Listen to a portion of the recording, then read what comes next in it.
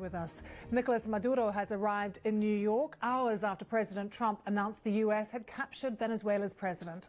Last Saturday, the world woke up to a development that could redefine Latin American geopolitics.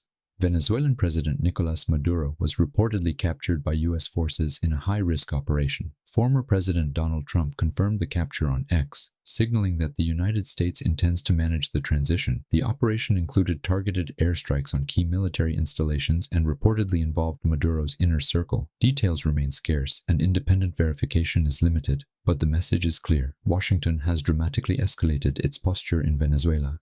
International reaction was swift. The UN expressed deep concern over legality and consequences. Latin American leaders called for de-escalation, emphasizing sovereignty and diplomacy.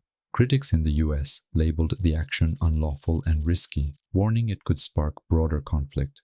Maduro's removal, whether permanent or temporary, throws Venezuela into political and institutional uncertainty. Government functions, security structures, and supply networks are under pressure. Foreign alliances, particularly with China, Russia, and Iran, are under intense scrutiny as they weigh their response. Across the world, American power appears increasingly challenged. China is an economic and technological rival. Russia continues functioning despite sanctions. Iran remains politically. Inflation erodes the US dollar's purchasing power, undermining confidence in the financial system that underpins American influence. While the US still possesses the world's most capable military and largest nominal economy, perception matters. Many see the American empire entering a period of decline. This perception is felt domestically as well. The belief that America has lost its former greatness helped fuel Donald Trump's resurgence. His slogan, "Make America Great Again," rests on an assumption of loss and the need for restoration. Since returning to power, Trump has pursued aggressive foreign policies aimed at projecting strength.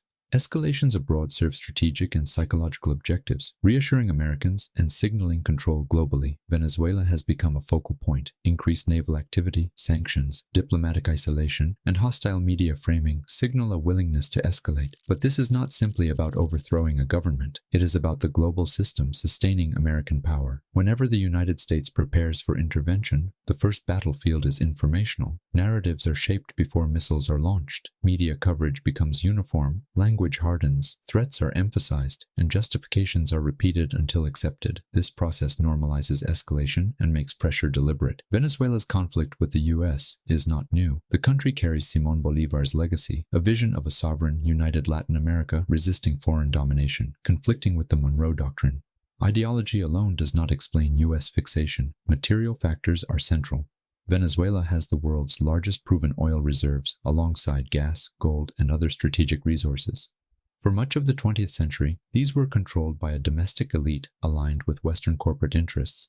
Oil profits flowed outward, while most of the population remained impoverished. When global oil prices collapsed in the 1980s, the debt-driven economy imploded. International lenders imposed austerity, slashing social spending, prompting mass protests. The government responded with violence, massacring protesters and shattering legitimacy. The political system that had governed Venezuela for decades collapsed virtually overnight. Out of this chaos emerged Hugo Chavez. He did not promise minor reforms, he promised transformation. Chavez reasserted state control over oil and redirected revenues to healthcare, housing, education, and food. This Bolivarian revolution explicitly linked his movement to Bolívar's dream of a sovereign Latin America. He framed himself as a revolutionary, not merely a nationalist, aiming to free Venezuela and challenge the global neoliberal economic order. His rise electrified a politically abandoned population, giving hope that wealth could be redistributed and national sovereignty restored.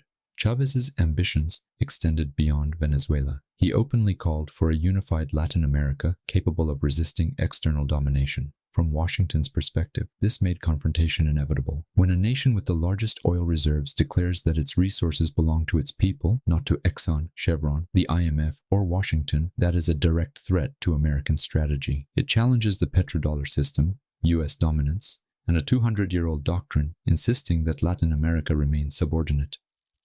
This explains decades of hostility more than rhetoric about democracy. For roughly 80 years, American power rested on military dominance and control of global energy via the dollar. Oil is priced and traded almost exclusively in US dollars, creating constant global demand. This petrodollar system underwrites US financial leverage, but it is no longer uncontested. China, Russia, Iran, and BRICS are building alternative mechanisms. Oil trades in yuan are already happening. Saudi Arabia and China have completed energy deals using China's digital currency. India continues to purchase Russian oil using non-dollar arrangements. These are structural shifts reshaping global finance. From Washington's perspective, the single urgent priority is preventing the world's largest oil reserves, Iran and Venezuela, from entering non-dollar markets.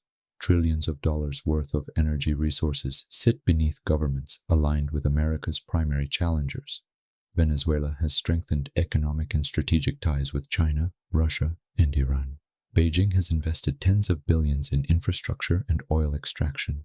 Moscow provides military equipment and intelligence support. Tehran offers sanctions evasion and refinery protection. In the eyes of the US, Venezuela has shifted from defiance to strategic danger. This also explains Washington's support for opposition figures willing to reverse the Bolivarian project. Over the years, multiple US-backed claimants to leadership have been elevated. The most recent, Maria Corina Machado, openly promises privatization and unrestricted foreign access. Her statements confirm that oil, money, and alignment with US interests are the central stakes. Seen through this lens, the confrontation is clear. It is not about democracy or human rights. It is about who controls energy, currency, and the emerging global order. US naval positioning off Venezuela is not performative. It is defensive. Whoever controls Venezuelan oil in the next decade will wield leverage in a rapidly forming multipolar world. This explains why escalation is accelerating, why war is now on the table, and why Venezuela has become one of the most consequential battlegrounds of the 21st century, not just for its people, but for the future of global power. Every move, sanctions, opposition promotion, military posturing, is calculated to preserve the US-dominated order. Even as global systems shift beneath its feet, the outcome will not be decided solely by bombs or troops, but by control over resources, currencies, and the economic architecture of a multipolar world.